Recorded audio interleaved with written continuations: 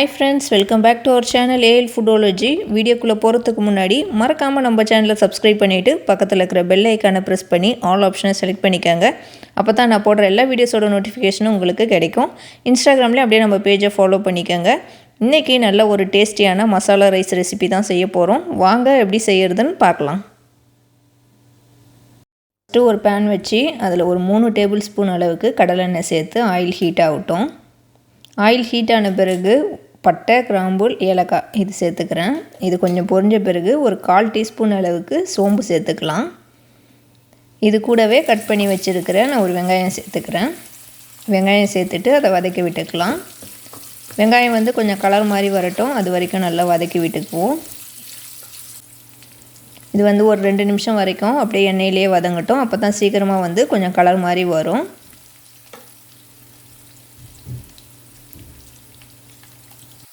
வெங்காயம் கொஞ்சம் வதங்கிட்ட பிறகு 2 டீஸ்பூன் அளவுக்கு இஞ்சி பூண்டு பேஸ்ட்டு சேர்த்துக்கிறேன். இஞ்சி பூண்டு பேஸ்ட்டு சேர்த்துட்டு அதோட பச்சை ஸ்மெல் போகிற வரைக்கும் வதக்கி விட்டுக்கலாம்.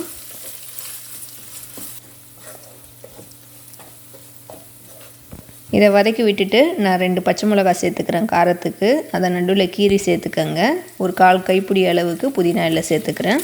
புதினா இலை சேர்த்துட்டு வதக்கி விட்டுக்கலாம். அதில் இருக்கிற பச்சை ஸ்மெல் அப்போ தான் போகும். இதை வதக்கி விட்டுட்டு நான் கட் பண்ணி வச்சுருக்க ஒரு தக்காளியை சேர்த்துக்கிறேன். இதோட தக்காளி கொஞ்சம் மசிஞ்சு வர வரைக்கும் வதக்கி விட்டுக்குவோம். இதை ஒரு 2லேருந்து 3 நிமிஷம் வரைக்கும் நல்லா வதக்கி விட்டுக்கலாம். அப்போ தான் நல்லா கொஞ்சம் மசிஞ்சு வரும். இதை வதக்கிட்டு நம்ம பிரியாணி மசாலா தூள் 1 டீஸ்பூன் அளவுக்கு சேர்த்துக்கிறேன். கூடவே ஒரு 1/2 டீஸ்பூன் மஞ்சள் தூள் சேர்த்துக்கிறேன். உங்கள்கிட்ட பிரியாணி மசாலா தூள் இல்லைன்னா கரம் மசாலா பவுடர் சேர்த்துக்கங்க. இதை சேர்த்துட்டு ஒரு 10 செகண்ட் வந்து வதக்கி விட்டுக்குவோம். இப்போது சாப்பாட்டுக்கு தேவையான தண்ணி சேர்த்துக்கலாம். நான் ஏற்கனவே அரிசி வந்து ஒரு 1/2 கப் எடுத்து கழுவிட்டு அதை சோக் பண்ணி வச்சுருந்தேன். அதிலே கொஞ்சம் தண்ணி சேர்த்துருக்கேன். நான் வந்து எப்போதும் வீட்டுக்கு சாப்பாடு செய்கிறேன் அந்த அரிசியில் தான் இன்றைக்கி மசாலா ரைஸ் செய்ய போகிறேன். நீங்கள் வந்து பாஸ்மதி அரிசியோ இல்லை சீரக சம்பா அரிசிலையோ இந்த சாதம் செஞ்சு பாருங்கள், நல்லா டேஸ்ட்டாக இருக்கும். இப்போ தண்ணி சேர்த்ததுனால கொஞ்சமாக உப்பு சேர்த்து எல்லாத்தையும் ஒன்றா மிக்ஸ் பண்ணி விட்டுக்கலாம். இதை ஒரு லிட்டு போட்டு மூடி வச்சுக்கலாம். இது ஒரு 1/4 மணி நேரம் வந்து நல்லா கொதிச்சு வரட்டும். அதுக்கப்புறம் வந்து ஓப்பன் பண்ணி பார்ப்போம்.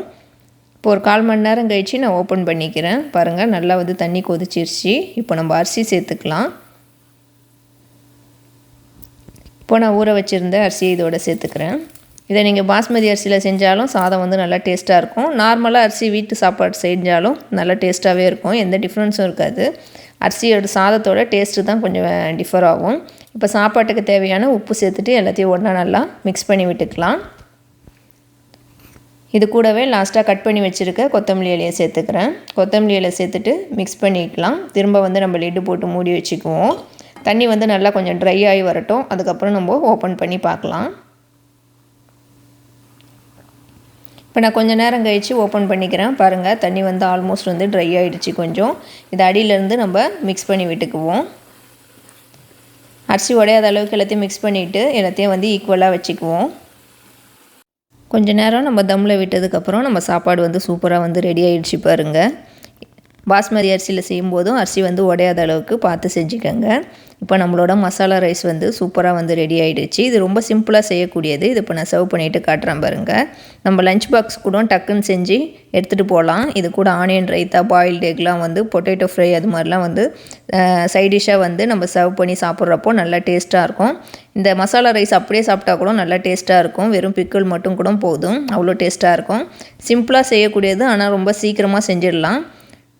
கண்டிப்பாக வந்து நீங்களும் வந்து இதை செஞ்சு பாருங்கள். இந்த சாதத்தை செஞ்சு பார்த்துட்டு எப்படி இருந்துச்சுன்னு கீழே கமெண்ட் பண்ணுங்கள். இந்த வீடியோ உங்களுக்கு பிடிச்சிருக்கும்னு நினைக்கிறேன். பிடிச்சிருந்தால் லைக் பண்ணிக்கோங்க. இந்த வீடியோவை உங்கள் ஃப்ரெண்ட்ஸ் அண்ட் ஃபேமிலிஸ்க்கும் ஷேர் பண்ணி விடுங்க.